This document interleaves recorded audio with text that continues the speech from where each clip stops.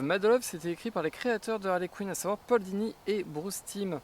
Sachant que Harley Quinn n'a pas été créée dans les comics, mais dans le dessin animé Batman des années 90, et que le personnage a été très très apprécié. Au point où les créateurs ont décidé de lui décrire ses origines dans un comics plutôt que dans un épisode spécial.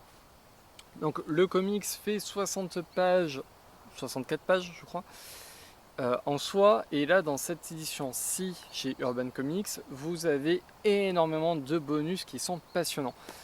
Très clairement, si vous étudiez la bande dessinée, je vais vous conseiller d'acheter ce bouquin, parce que là, les bonus sont ultra intéressants à bien des égards. Vous avez donc le comics finalisé, vous avez la version originale, on va dire artiste édition en noir et blanc, donc les crayonnés annotés. Vous avez la mise en couleur avec les indications pour le coloriste, et vous avez des anecdotes des deux auteurs. Donc franchement, à ce niveau-là, pareil, il y a des choses sur la compréhension, il y a des sur la compréhension, sur on va dire sur la mise en page, sur la censure qu'il y a pu avoir au niveau de l'éditeur, sachant que très clairement c'est une censure légitime, parce que du coup vous avez la case originale pré-censure, du coup celle qui avait été dessinée à l'origine. Alors c'est des cases assez connues, les deux cases, en fait il y a deux planches, on voit deux planches censurées dans ce bouquin. C'est deux cases assez connues, à savoir une où c'est le Joker, oui. Alors ça aurait été très drôle que ce soit le Joker qui fasse ça, mais non, c'est Harley qui est sur le bureau du Joker, qui imite le fait de conduire une moto et qui demande au Joker s'il n'a pas envie de conduire sa Harley. Donc on comprend très bien le sous-entendu sexuel. Le dessin original voyait Harley sur le dos, la position était quand même beaucoup trop explicite pour les enfants, sachant que vu que ça se passe dans l'univers du dessin animé, il fallait quand même penser à ce public-là.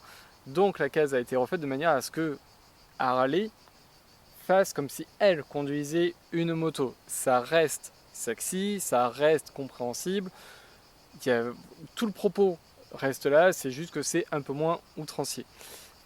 Et l'autre planche qui a été censurée, ça c'est dans un comics bonus, parce que du coup il y a deux petits comics qui font 4-5 pages, qui sont en bonus, qui sont aussi par Bruce Timm et Paul Dini. Là, il s'agit d'une page où on voit Batgirl qui se changeait au milieu de la foule. L'éditeur a dit bon là c'est quand même un peu trop sexy, et même le dessinateur, donc Bruce Timm, a réalisé que au vu du contexte, vu que ça se passait en plein hiver avec la neige, c'était pas très logique. Donc du coup la transformation de la page pour qu'elle se change dans une cabine d'essayage, ça reste un petit peu sexy, c'est moins outrancier aussi, mais quand même voilà. Donc dans ces deux cas-là, on voit bien aussi que la censure éditoriale, ce qu'on pourrait appeler la censure éditoriale, est plutôt une redirection qui est juste un réajustement. Vous avez plusieurs versions des origines de Harley Quinn, tout comme il y a plusieurs versions des origines du Joker, on a tendance à considérer celle d'Alan Moore. Mais là c'est pareil, pour Harley Quinn, vous avez Arline par Stephen Stejcik. Alors ça il me semble que c'est vraiment une œuvre hors continuité, mais vous avez eu aussi dans les comics différentes versions des origines. Vous avez les versions New 52 qui étaient catastrophiques, puisque ça allait totalement à l'encontre de la complexité du personnage justement écrit là-dedans.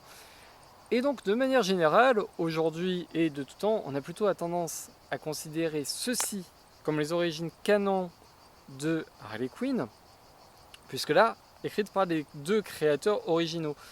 Donc ça a été publié dans les années 90, 94 ou 95, quelque chose comme ça. Et si c'était dans la continuité du dessin animé Batman The Animated Series, la continuité d'essai du comics a tendance à quand même considérer ces origines-là comme les bonnes pour Harley Quinn. Puisque là-dedans, en fait, on voit que Harley Quinn, avant de rencontrer le Joker, avant de tomber amoureux du Joker, donc ça, vous connaissez certainement l'histoire maintenant, à savoir que Harley Quinn était psychiatre, et lors de la psychanalyse du Joker, elle est tombée amoureuse de lui. Mais en fait, là, Paul Dini et Bruce Timm nous racontent une histoire plus complexe. On voit que Harley Quinn a toujours eu des tendances criminelles, n'est jamais allée très loin là-dessus. Elle se réfrénait, mais elle avait des tendances quand même un petit peu, pas clairement à la sociopathie, mais ça l'intéressait. Euh, on voit comment elle manipulait un peu son monde, on voit des choses un peu comme ça. Et rencontrer le Joker, dans ce comics-là, en fait, c'est le déclencheur pour Harley Quinn. C'est-à-dire qu'en la personne du Joker, alors elle va tomber amoureuse de l'homme, hein, elle va tomber vraiment amoureuse du personnage parce que ça va l'attendrir, son histoire va l'attendrir. D'ailleurs, ce qui est hyper passionnant, c'est-à-dire qu'elle tombe amoureuse de lui de par une histoire qu'elle trouve attendrissante, alors que justement, on va avoir toute la déconstruction de cette histoire-là au sein même du récit, et que Harley Quinn va apprendre dès le début que le Joker lui a menti, et va quand même rester là-dedans, parce que, du coup, relation toxique, et qu'elle n'arrive pas à s'en défaire. Tout est là dès le début. Franchement, dès ce récit-là, en 64 pages, vous avez toute la complexité du personnage, vous avez la relation toxique, vous avez le fait que Harley Quinn voit que c'est une relation toxique mais n'arrive pas à s'en séparer. Il y a le fait que la figure du Joker, comme je disais, elle tombe amoureuse de lui aussi parce que ça va permettre à Harley Quinn d'assumer qui elle est. En fait, en voyant le Joker qui assume qui il est, c'est aussi un déclencheur en miroir pour elle. Énormément de choses là-dedans. On voit comment le Joker n'aime pas du tout de manière égale Harley Quinn à la manière dont elle aime le Joker. On voit les complexes d'infériorité du Joker, on voit les différentes techniques utilisées par Batman pour combattre le crime, que c'est pas forcément avec ses poings qu'il peut vaincre ses ennemis. Énormément de choses, énormément de choses. Au niveau du dessin, ça va énormément ressembler forcément au dessin animé des années 90, puisque le scénariste, c'est le scénariste du dessin animé, le dessinateur, c'est celui qui a donné toute la patte graphique au dessin animé, donc forcément, voilà, c'est vraiment là-dedans. Maintenant, la mise en page est ultra efficace avec...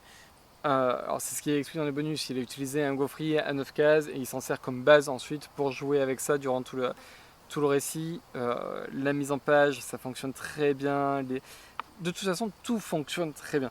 Vraiment, ce bouquin-là, c'est un petit chef-d'œuvre, entre guillemets. C'est pas le premier auquel on pense quand on pense au chef-d'œuvre de Batman. Pourtant, il y a vraiment toute l'essence de Batman, toute l'essence de Harley Quinn. Le Joker, on voit pas toute la complexité du Joker, parce que là, pour le coup, c'est qu'un personnage secondaire de cette histoire-là. On s'intéresse vraiment plus au personnage de Harley Quinn.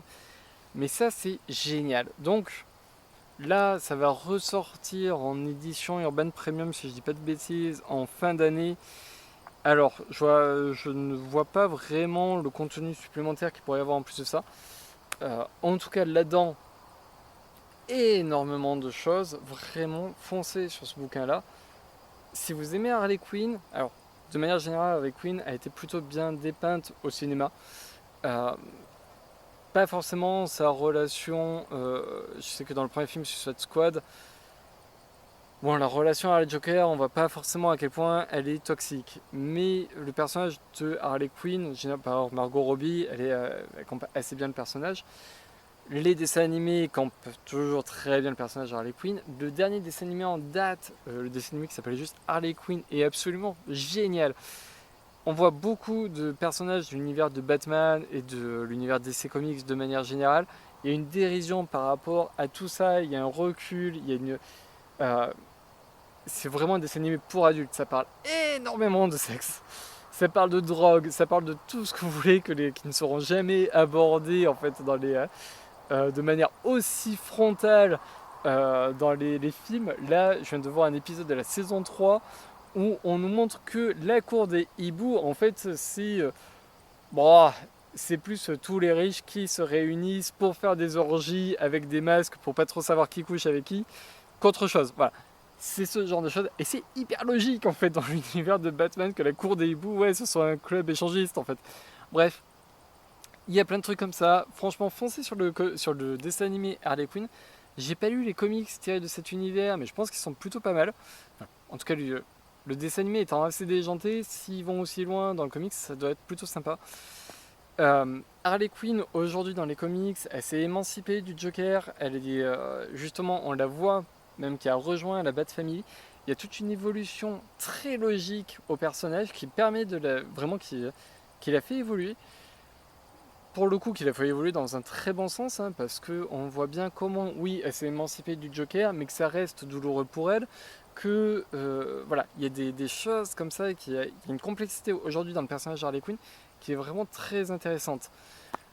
Là, vous avez un récit complet sur ses origines. Si le personnage vous plaît, allez-y. Ça peut être lu par des enfants, il n'y a aucun souci. Ça peut être lu par des adultes, il n'y a aucun souci. Voilà, Harley Quinn, c'est génial. Et du coup, Mad Love, pardon, parce que là c'est le vrai titre, c'était Batman The Animated Series 2. Mad Love, donc on va dire Mad Love, c'est génial. Voilà. Allez, foncez là-dessus.